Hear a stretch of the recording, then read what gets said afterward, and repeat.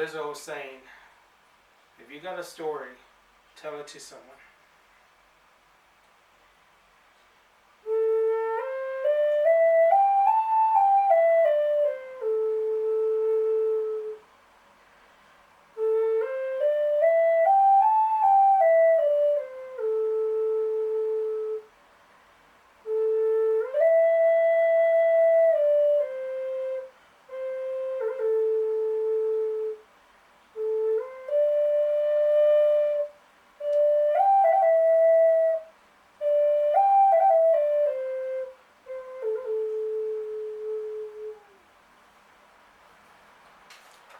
So my story goes like this. When I first started playing the Native American flute, or the Native American style flute, that was back in 2016.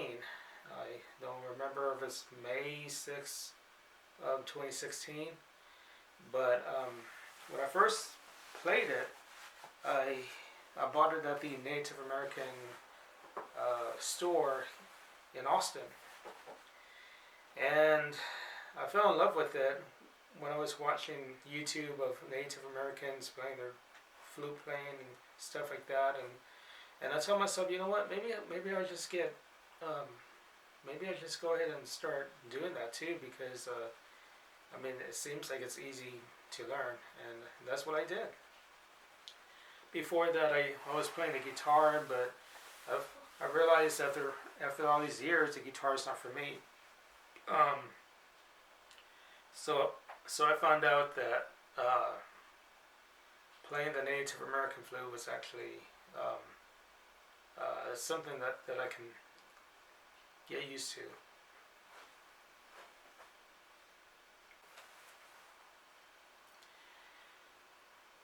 So my first music, or my first, I guess you can say music on that Native American flute. Okay, so the first Native American flute song that I did in my flute was called Spirit Mountain, which it didn't go so well because, I mean, back then I was a newborn Christian, and I wanted to do something for God. I wanted to perform it for the Lord, and over the years they gave it a different name. It's called Wind now. It's very, it has a beautiful tone in it, and before long I taught a friend how to use it. So the music Wind was a inspiration to me, and it basically started by emotion that I was going through at the time. I did it at the Arc of the Arts. I didn't practice it. I just kind of went out there and just started playing, and next thing you know, that it just turned out to be a beautiful tone. And Wind is it's actually God's creation, seeing God at work, and I think that now these days I'm probably going to re-update it. Probably going to practice that over again. But yeah, I mean, definitely, before I forget to say this, when you buy a Native American flute, you can connect it to an echo box, something that's made for the flute with a microphone, and if you put those echoes on, it makes it sound so beautiful.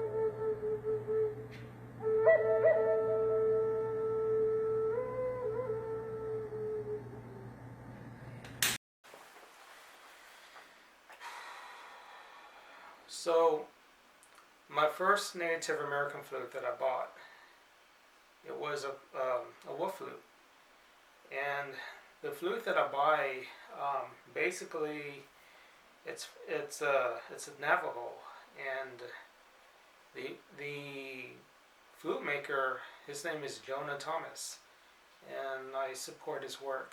And yeah, there is other great flutes out there that I would like to try out too someday, but they're just expensive.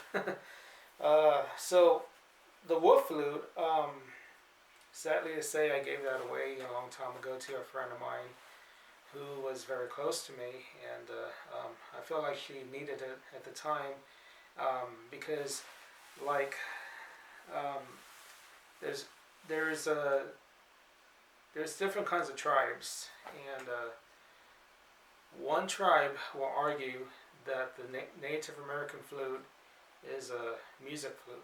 That's what they call it. However, the other tribe will argue that it's a medicine flute.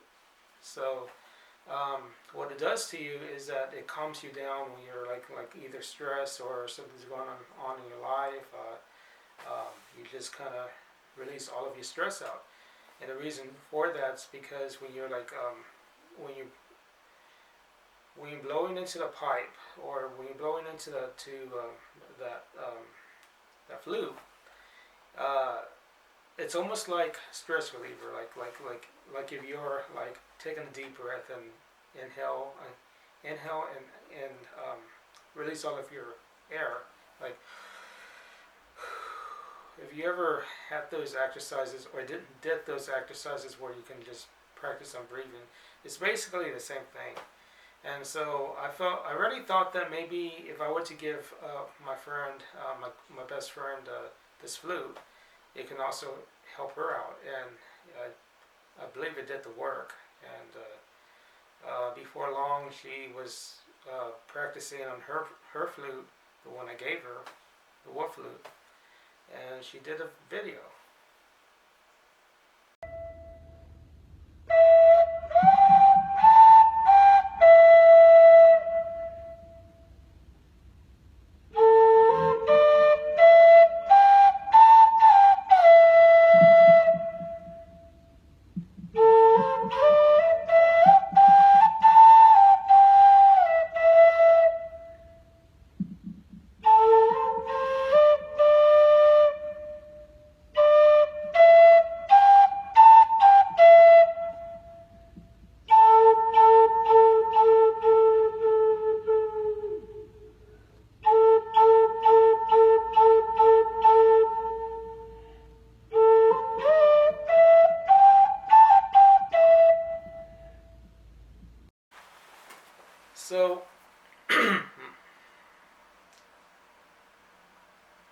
So after the wolf flute, about the second flute called the eagle flute.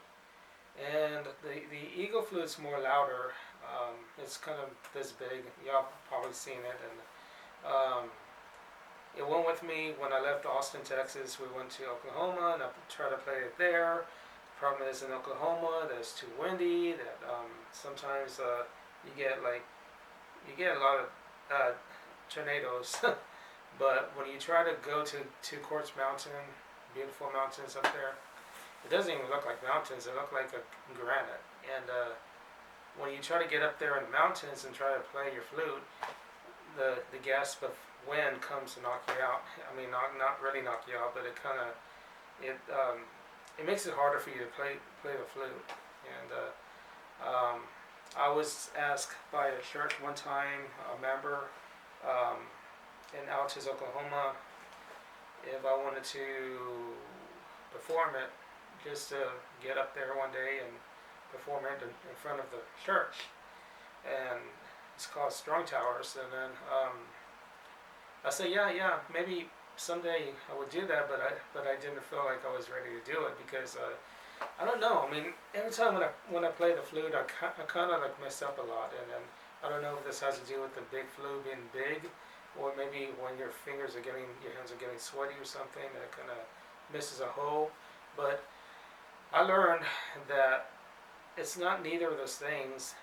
It's just that you have to be patient when you're playing the Native American flute or any flute. I think my experience when you play the Native American flute is that you have to go easy, you have to be patient, don't rush, because when you're rushing, that's when you kind of screw up the whole thing, and then you have to repeat it. But most people say that if you do kind of mess up, it's not really a mistake, or it's not really messed up, just keep on playing. But my problem when I play the flute is that I keep on messing up, and I just wanted to repeat it all over and over again. But the thing is, that you gotta focus. You gotta focus. You gotta be calm. You gotta take it easy. Don't rush, because that's when you most likely will mess up. And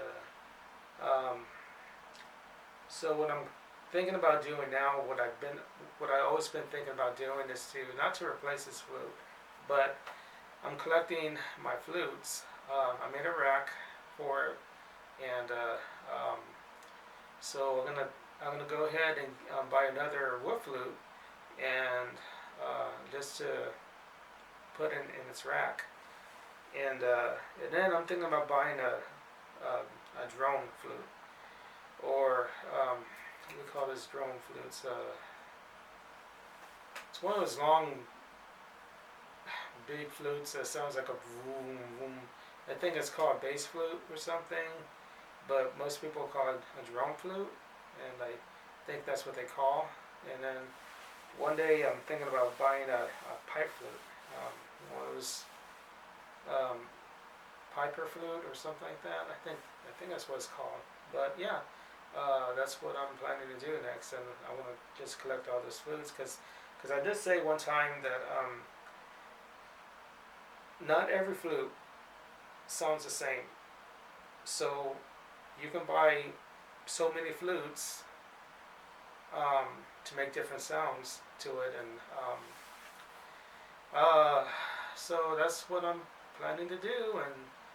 And yes, I get no glory. All the glory and honor goes to God, and every music that I play it for the Lord, not myself. Thank you for watching this video.